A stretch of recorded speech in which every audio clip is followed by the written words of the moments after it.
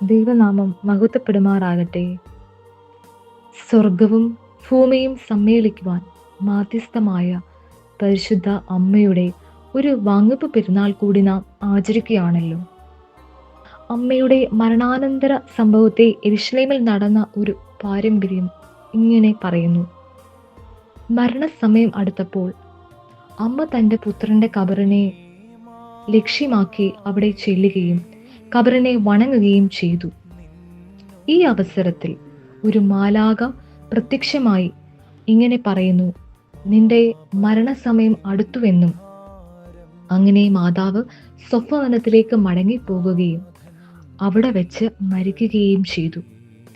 ഈ സംഭവം വിരൽ ചൂണ്ടുന്നത് മരണസമയത്ത് പോലും തമ്പുരാനോടുള്ള അപേക്ഷയാണ് അവൾ നിർവഹിക്കുന്നതും നമ്മെ പഠിപ്പിക്കുന്നതും. ഒന്നാമതായി, നിരന്തരമുള്ള മധ്യസ്ഥത. ഈ മധ്യസ്ഥതയാണ് നമ്മൾക്കാവശ്യം. പുത്രനോട് എന്നും നമുക്ക് വേണ്ടി അപേക്ഷിക്കണം അഥവാ പ്രാർത്ഥിക്കണം. ഒരു വിശുദ്ധൻ അല്ലെങ്കിൽ വിശുദ്ധ മാധ്യസ്ഥ അല്ലെങ്കിൽ മാധ്യസ്ഥൻ ആയി രൂപാന്തരപ്പെടുന്നത് ഈ പ്രാർത്ഥനയിലൂടെയാണ്. അതിൻ്റെ ഉത്തമ ഉദാഹരണമാണ് അപ്പോസ്തല പ്രവൃത്തികൾ 1:14 കാണുന്നത്.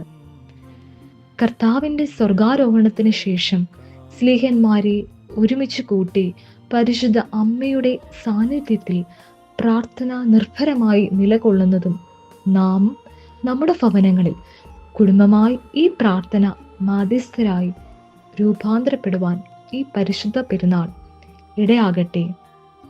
ഈ നോയമ്പിൻ്റെ ലക്ഷ്യവും അത് തന്നെയാണ്. പുത്രനിലേക്ക് അടുപ്പിക്കുക പ്രാർത്ഥനയിലൂടെ.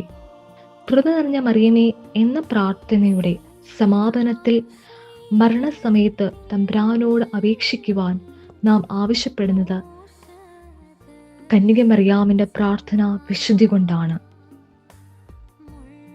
രണ്ടാമതായി കാണുന്ന വസ്തുത, ക്രിസ്തുവിന്റെ സാന്നിധ്യം ഉള്ളയിടങ്ങളിൽ അവനെ അനുഗമിക്കുന്നത്.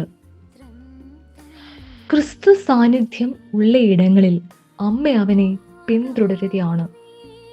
കാനാവിൽ കല്യാണ വിരുന്നിൽ, കാൽവരിയിൽ a good follower of Christ, ഒരു വിശ്വാസി ദൈവത്തെ പിന്തുടരുന്നവനാകാനുള്ള ആഹ്വാനം അമ്മയുടെ ജീവിതത്തിൽ നിന്ന് നാം പകർത്തണം. ഓർത്തഡോക്സ് ഐക്കൺ ചിത്രങ്ങളിൽ പുത്രനെ കൂടാതെ അമ്മയെ കാണാനാകില്ല എന്ന് ശ്രദ്ധയാർജിക്കുന്ന ഒരു പ്രത്യേകതയാണ്.